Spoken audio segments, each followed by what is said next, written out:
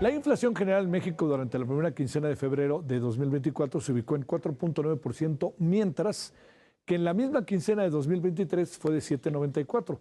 Es más baja, pero aquí hay variables que hay que considerar. Esto lo detalló el Instituto Nacional de Estadística y Geografía. Cabe destacar que esta inflación es la más alta desde 2021 debido a que las frutas y verduras registraron un incremento de precios anualizado de 20.69%. Ojo con ello, ¿eh? Entre los productos al alza destacan, ahí son jitomate, cebolla, ahí lo tiene, vea usted lo que está, bueno, lo sabe su bolsillo, ¿no? Cebolla, chile, chile poblano y tomate verde, mientras que los productos a la baja son papaya y zanahoria, cuestión que nos da gusto.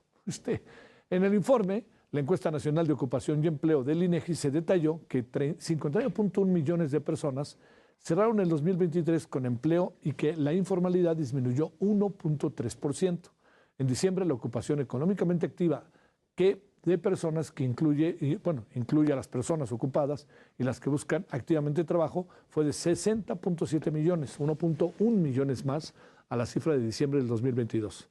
Mientras que la población no económicamente activa fue de 40.7 millones de personas, 472,000 personas más que en el último mes del año anterior.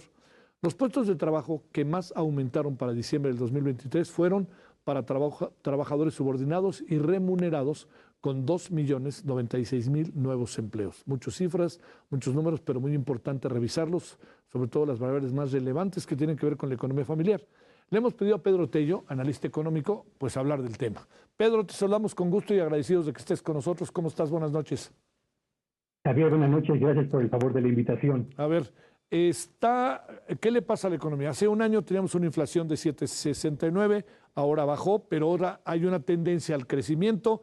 ¿Qué significa esto y qué le pasa a la economía familiar? Es interesante porque cuando revisamos el panorama actual, cuando hacemos una radiografía del estado actual de la economía mexicana, nos encontramos con buenas y no tan buenas noticias. Las no tan buenas noticias tienen que ver con el repunte de la inflación. Lleva las últimas 5 quincenas, desde la primera quincena de noviembre, avanzando a un ritmo cada vez mayor. Y como todos sabemos, siempre en enero se presenta lo que conocemos como la famosa cuesta de enero, cuando los precios de bienes y servicios públicos, pero también del sector privado, se ajustan, lo que provoca un incremento en el nivel general de precios. La inflación con la que cerramos la primera mitad de este mes de enero es la más alta para los últimos 6 meses y medio. Y representa, yo diría, la amenaza más importante, no solo para la economía familiar, sino también para las finanzas personales.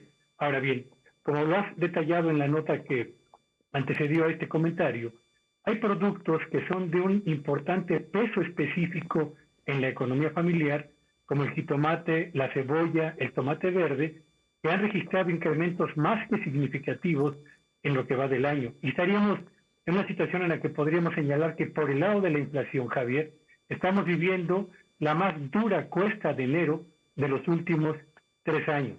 Pero en el otro extremo de la mesa están los datos que hablan de el comportamiento favorable que ha registrado el mercado laboral en México. Cerramos con la tasa de desempleo más baja desde que se lleva registro en el INEGI de este indicador. Y eso habla de que si bien la inflación le pega al poder adquisitivo de los ingresos de las familias, por otro lado, en la medida en la que el empleo se mantiene robusto, significa que un mayor número de mexicanos está teniendo una ocupación, una fuente de ingreso y consecuentemente capacidad para comprar los bienes que requiere llevar a la mesa familiar.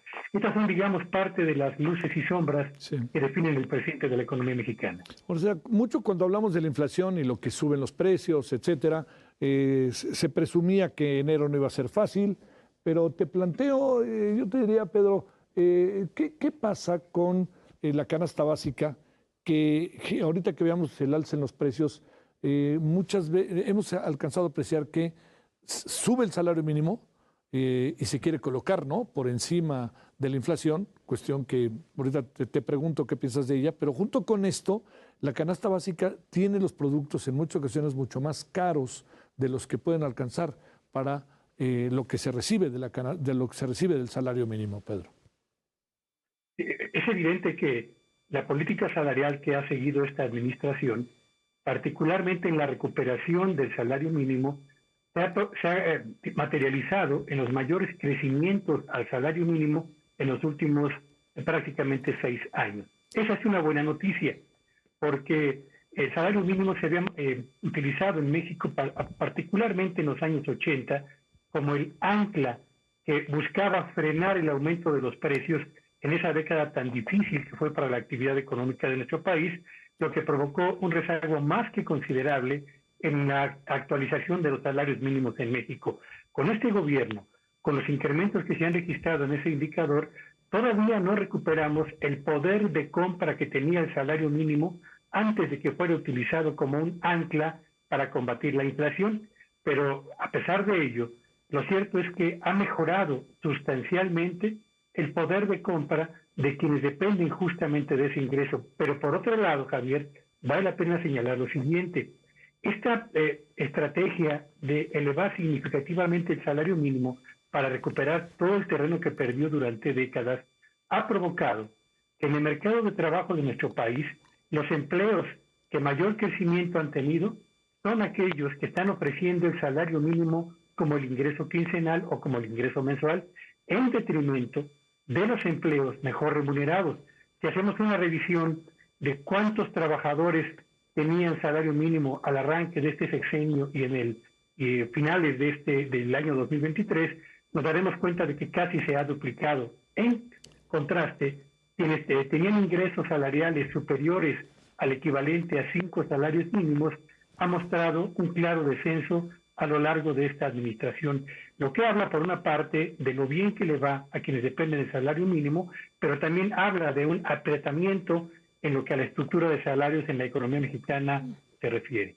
Se deteriora el mercado de trabajo, es decir, los hombres, mujeres calificados no necesariamente encuentran empleo y se dedican a otras cosas bajo esta premisa de conseguir un empleo, realmente como está mucha gente a como de lugar.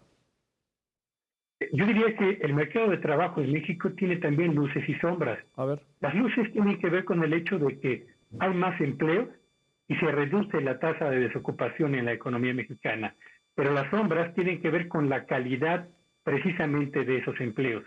Para una economía que está ubicada entre las primeras 15 a escala mundial, para un país que figura entre los más importantes exportadores a escala mundial, el tener evidentemente un mercado laboral con niveles salariales que se concentran en los más bajos y al mismo tiempo con un nivel de informalidad en el mercado de trabajo tan importante como el que todavía prevalece en nuestro país, pues eso indica que la calidad del empleo en México está lejos todavía de alcanzar los estándares que desearíamos o esperaríamos para una economía con el peso que tiene la economía mexicana a escala mundial en este momento, Javier. A ver, hay una ponderación regular sobre la macroeconomía. Se habla de que muchos que pensaron que con este gobierno las cosas iban a adquirir una especie hasta de muchos tumbos de la economía, la impresión general a estas alturas, casi en la parte final, bueno, en la parte final del sexenio, es que las cosas fueron muy ordenadas, incluso me atrevo a decir muy ortodoxas. Algunos hasta dicen que el presidente acabó siendo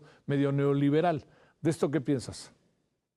Bueno, yo diría que entre los aspectos que vale la pena reconocer de esta administración es que hasta el quinto año de su gobierno prácticamente mantuvo el control sobre las finanzas gubernamentales.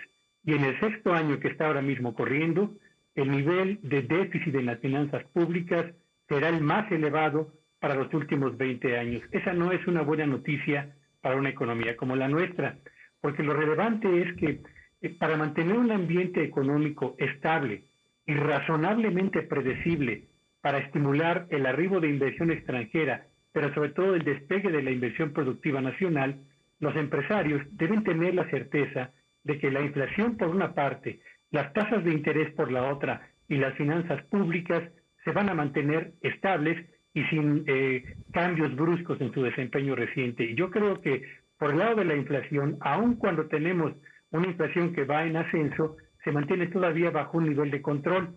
En las finanzas públicas es donde se están generando en este momento una buena cantidad de dudas a propósito de la herencia que se va a dejar a la siguiente administración por cuanto a la sostenibilidad del control en las finanzas públicas. Y es ahí donde yo creo que se presenta tal vez el mayor o la mayor inquietud potencial entre el sector empresarial. Por lo demás, creo que tenemos una administración que en materia de empleo, no en cantidad, no así en calidad, ofrece buenos resultados. Y por otro lado, bueno, pues una administración que ha logrado mantener el crecimiento en el cierre de su gestión, aunque habría que reconocer que para el año 2024, el que corre, y el 2025, la mayor parte de los análisis anticipan un crecimiento de la actividad económica menor. Así que tenemos una economía con luces y sombras y un sexenio que también pasará a la historia con, yo diría, virtudes, pero también con problemas potenciales. Hablemos para cerrar, en ese mismo marco, inflación, etcétera, en el PIB, el crecimiento de este año, el crecimiento del año pasado. Una reflexión, Pedro, sobre eso y lo que le puede esperar a quien gane, a la mujer que gane la presidencia de la República.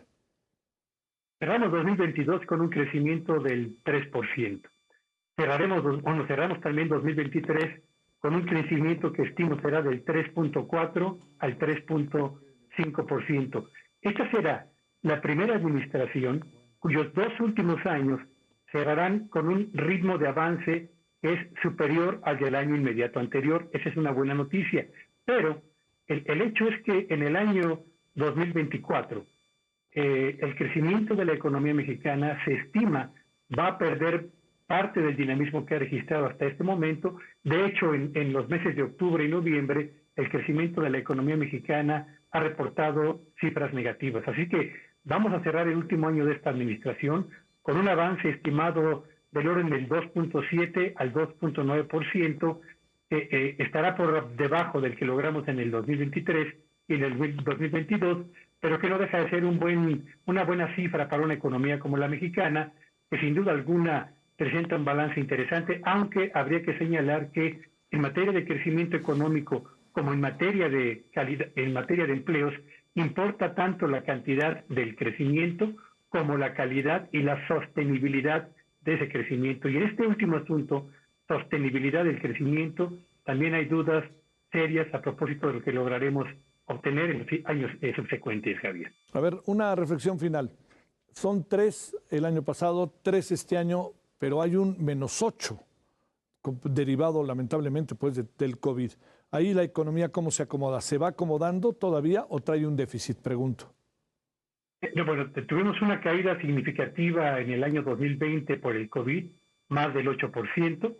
En el año 2023 tuvimos un rebote de la actividad económica, crecimos alrededor del 6% y recuperamos el nivel que tenía la economía mexicana, digamos, a finales del 2022, principios del año 2023. Así que estamos apenas remontando o terminando de remontar la cuesta, la difícil caída en la que nos colocó el COVID, y tenemos una economía que, gracias a su cercanía con la de Estados Unidos, ha mostrado un comportamiento razonablemente bueno hasta este momento, pero habrá que esperar en los próximos años qué ocurre allá al norte del Río Bravo para poder estimar lo que sucederá también en la propia actividad económica de nuestro país. Una reflexión final sobre la política. La política ya no mueve tanto, ¿no? A la bolsa mexicana, a las bolsas del mundo, como en un tiempo en México, quizás en los 80 era muy marcado. Aquí te pregunto, ¿la política, elecciones México-Estados Unidos, generará variantes o las economías están suficientemente sostenidas para pensar que las variantes serán mínimas? Siempre los mercados financieros, la bolsa de valores y el mercado cambiario pueden actuar como la piel de la actividad económica de cualquier país. Y cuando se presentan declaraciones tronantes como las que el señor Donald Trump ha empezado a esbozar en Estados Unidos, y cuando se presentan al mismo tiempo conflictos geopolíticos como los que hoy en día están marcando el presente de la actividad económica mundial, bueno, pues eso lo que genera es nerviosismo y un desempeño, yo diría, con altibajos en la bolsa, en el mercado cambiario de países o de economías emergentes como la nuestra.